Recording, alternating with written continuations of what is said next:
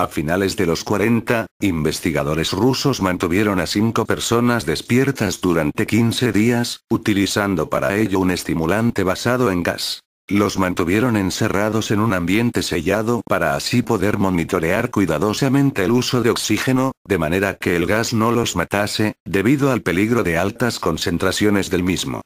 Para poder observar lo que sucedía en aquella habitación, y ya que aún no existía el circuito cerrado de cámaras de vigilancia, se decidió utilizar, además de micrófonos, unas ventanas de 5 pulgadas de grosor para así poder observar a los sujetos en la prueba.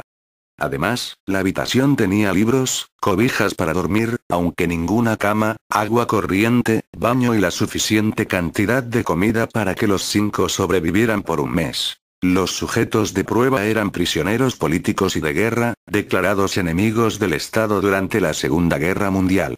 Todo estuvo bien los primeros 5 días. En ese tiempo los sujetos rara vez se quejaban, después de que, falsamente, se les había prometido su libertad si aceptaban tomar parte de la prueba y no dormir por 30 días. Mientras sus conversaciones y actividades eran monitoreadas, los científicos notaron que, conforme pasaba el tiempo, los sujetos de prueba empezaron a hablar sobre incidentes traumáticos de su pasado. Luego de pasados esos 5 días, los sujetos de prueba empezaron a quejarse de las circunstancias y eventos que los llevaron a donde estaban y empezaron a demostrar paranoia severa. Dejaron de hablar entre ellos y comenzaron a murmurar de manera alterna en los micrófonos. De manera extraña, todos parecían creer que podían ganar la confianza de sus captores si traicionaban a sus camaradas. Se creyó, de todas formas, que esto era únicamente efecto del gas. Cuando ya habían pasado 9 días, uno de los sujetos de prueba empezó a gritar. Corría por todo el cuarto gritando repetidamente, por al menos 3 horas seguidas. Después, trató de seguir gritando pero solo conseguía dar un grito ocasional, así que los científicos supusieron que físicamente se había destrozado las cuerdas vocales. Pero la parte más sorprendente de este comportamiento fue cómo sus compañeros reaccionaron a él.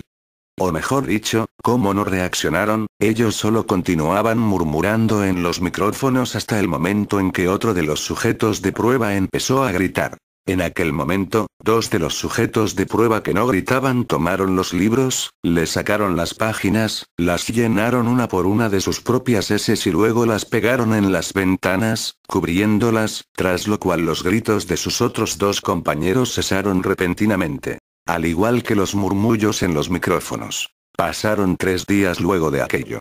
Los investigadores verificaron los micrófonos constantemente para asegurarse de que trabajaban, porque era imposible que 5 personas, que eran los que estaban dentro del cuarto, no produjeran ruido alguno. De hecho, el consumo de oxígeno indicaba que los 5 seguían vivos y no solo eso, dicho consumo de oxígeno era el necesario para 5 personas que realizaban un ejercicio extenuante.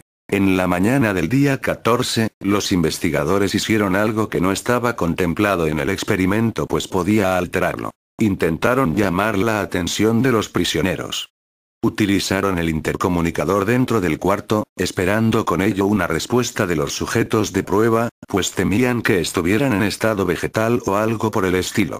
Los investigadores anunciaron: abriremos el cuarto para comprobar el estado de los micrófonos. Aléjense de las puertas y acuéstense con las manos atrás en el piso o se les disparará. A uno de ustedes se le otorgará la libertad si obedecen.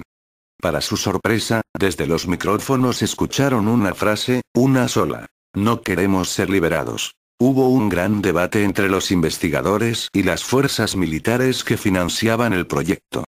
Intentaron volver a comunicarse con los sujetos de prueba a través del intercomunicador pero no hubo respuesta, por lo que se decidió abrir la habitación al anochecer del día 15.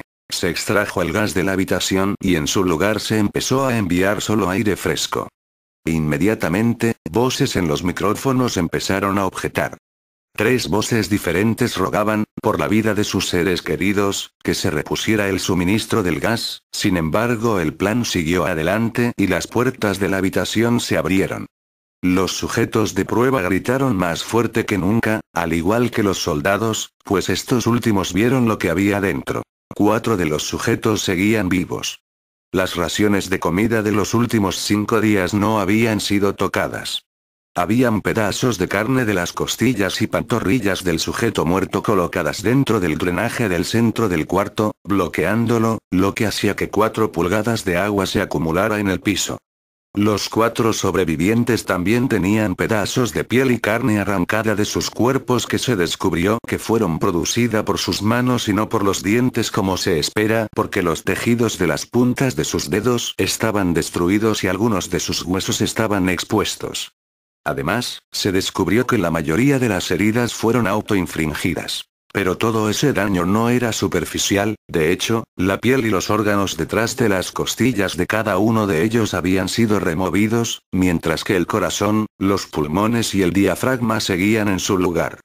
El tracto digestivo de los 4 sujetos podía verse trabajar, digiriendo comida, pero no cualquier comida, sino su propia carne, que se habían estado arrancando y comiendo durante el transcurso de los días. La mayoría de los soldados de las instalaciones eran fuerzas especiales rusas, pero aún así, muchos se negaron a regresar al cuarto a sacar a los prisioneros pues habían quedado muy impactados con lo que habían visto. Por su parte, los sujetos de prueba no dejaban de insistir que los dejaran dentro y de rogar y demandar que se encendiera el gas nuevamente, para evitar quedarse dormidos. Por ese mismo apego al gas fue muy difícil sacar los sujetos del cuarto, pues opusieron una feroz resistencia durante la extracción. Un soldado ruso falleció cuando uno de los sujetos de prueba le mordió el cuello. Otro soldado fue gravemente herido cuando otro de los sujetos de prueba le mordió la arteria femoral y los testículos. Pero eso no fue todo, pues otros 5 soldados perdieron la vida, si se cuentan a aquellos que se quitaron la vida en las semanas consecuentes al incidente. Pero no solo los soldados resultaron heridos. Uno de los sujetos de prueba se dañó el vaso, sangrando de manera casi inmediata. Se intentó sedarlo pero fue imposible, pues ni siquiera con 10 veces la dosis humana necesaria de morfina se logró controlarlo pues seguí luchando como un animal rodeado, logrando con ello romper las costillas y el brazo de uno de los doctores que intentaba ayudarle. El corazón del sujeto de prueba latió al máximo por 2 minutos completos, mientras seguía desangrándose, y siguió gritando por más de 3 minutos, atacando a quien se le acercara y repitiendo la palabra más una y otra vez, cada vez de forma más débil, hasta que cayó, en silencio. Los otros 3 sujetos de prueba fueron inmovilizados fuertemente y llevados hacia diferentes instalaciones médicas.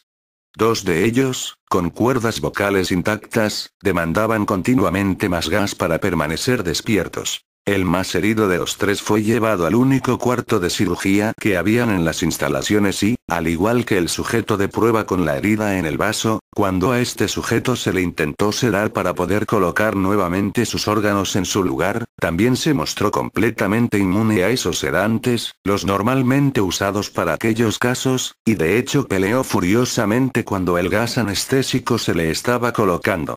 Sin embargo, cuando se probó con otro tipo de anestesia se logró sedar, pero al momento de que sus ojos se cerraron, su corazón se detuvo. En la autopsia se encontró que en su sangre había 3 veces la cantidad normal de oxígeno. Otro de los sobrevivientes fue el que empezó a gritar primero. Con sus cuerdas vocales destruidas, él no pudo objetar la cirugía, y solo reaccionaba agitando violentamente la cabeza en desacuerdo cuando se le administraba el gas anestésico. Inclusive afirmó violentamente con la cabeza cuando alguien sugirió hacer la cirugía sin anestesia, y ni siquiera hizo una mueca de dolor cuando se decidió proceder de esa forma en una operación de 6 horas en las que se intentó reemplazar sus órganos abdominales y cubrirlos con lo que le quedaba de su piel. Sin embargo, ya era casi imposible que el sujeto estuviera siquiera vivo. Una enfermera aterrada, que ayudó con la cirugía, comentó que la boca del paciente formaba una sonrisa cada vez que sus ojos se encontraban, como si aquel procedimiento fuera de rutina y no una cirugía que causaría un extremo dolor sin ningún tipo de anestésico, como en su caso. Cuando la cirugía terminó, el sujeto miró al cirujano y empezó a hacer sonidos fuertemente, como tratando de hablar. Asumiendo todos los presentes que el sujeto de prueba quería decir algo importante, el cirujano le entregó un papel y un lápiz, para que el paciente pudiera comunicarse. Escribió: sigue cortando. Luego de aquello se decidió hacerle la misma cirugía, sin anestesia, a los otros dos sujetos. Sin embargo, esta vez se les tuvo que inyectar un paralítico pues ellos reían constantemente, por lo que tanto movimiento hacía imposible para el cirujano el poder realizar la operación. Al estar bajo el efecto de aquella droga ellos solo podían interactuar con los ojos. Cuando pudieron volver a hablar exigieron nuevamente que se les diera el gas estimulante al que fueron sometidos al inicio del proyecto, entonces los investigadores intentaron averiguar el porqué de que se lastimaran a sí mismos y por qué querían el gas nuevamente. Por única respuesta obtuvieron un debo permanecer despierto. Mientras los sujetos de prueba que quedaban vivos eran atendidos, los investigadores enfrentaron la furia de sus benefactores militares por haber fallado las metas del proyecto y como orden final exigieron la eutanasia de los prisioneros. Sin embargo, el comandante, un ex KGB vio potencial en el proyecto y en su lugar decidió ver qué pasaría si los sujetos eran expuestos al gas nuevamente y, aunque se negaron rotundamente, los científicos tuvieron que acceder. Cuando los sujetos se enteraron de que serían expuestos al gas, dejaron de luchar y solo se dejaron llevar.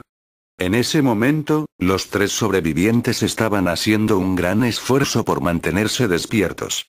Uno de ellos murmuraba una canción. El sujeto mudo peleaba con las ataduras que lo amarraban a la camilla que lo transportaba, aunque su deseo no era escapar, sino llegar lo más rápido posible a la habitación con el gas. Y por último, el tercer sujeto mantenía su cabeza en la almohada y parpadeaba rápidamente. Justo antes de que se metiera, de nuevo, a los prisioneros en el cuarto con el gas, se les colocó un monitor EEG para poder vigilar sus ondas cerebrales.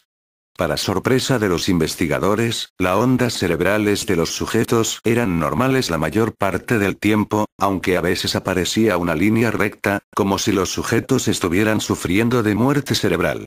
Mientras estos datos eran analizados, una enfermera notó que los ojos de uno de los sujetos se cerraron, en ese momento sus ondas cerebrales cambiaron a las del sueño profundo, luego la máquina mostró una línea recta como señal de inactividad cerebral y, de forma simultánea, su corazón se detuvo. En ese mismo instante, el sujeto, de los dos que quedaban, que podía hablar, empezó a gritar suplicando que lo metieran en la habitación con el gas justo en el momento en que sus ondas cerebrales desaparecieron por completo. Justo ahí, el comandante ordenó que se sellara la habitación con los dos sujetos y además con tres de los científicos. Uno de esos científicos seleccionados, viéndose escogido para acompañar a esos seres, tomó el arma de uno de los soldados que estaba cerca de él y con ella disparó al comandante, matándolo de un tiro entre los ojos. Luego de ello apuntó al prisionero mudo y le voló el cerebro. El científico con el arma apuntó finalmente al prisionero que quedaba vivo, mientras que el resto de los investigadores escapaban. Antes de que los soldados en el lugar le quitaran el arma, el científico dijo: «No me encerrarán con esta cosa. No contigo. ¿Qué eres? Necesito saber». El prisionero solo sonrió y dijo: «¿Tan fácilmente te has olvidado de mí? Somos ustedes, somos la locura que está encerrada en todos ustedes. Somos la locura que ruega por libertad en cada momento de sus vidas, desde lo más profundo de sus mentes animales. Somos aquellos de lo que se esconden en sus camas todas las noches. Somos lo que duermen, silencian y paralizan cuando se van a su cielo nocturno, donde nosotros ya no los podemos alcanzar». Todos los que quedaban en la habitación quedaron petrificados, excepto el científico, que aburrido de todo eso, apuntó al corazón del prisionero y le disparó. El EEG del sujeto arrojó una línea recta al monitor central mientras el sujeto murmuraba débilmente: «Casi, tan, libre».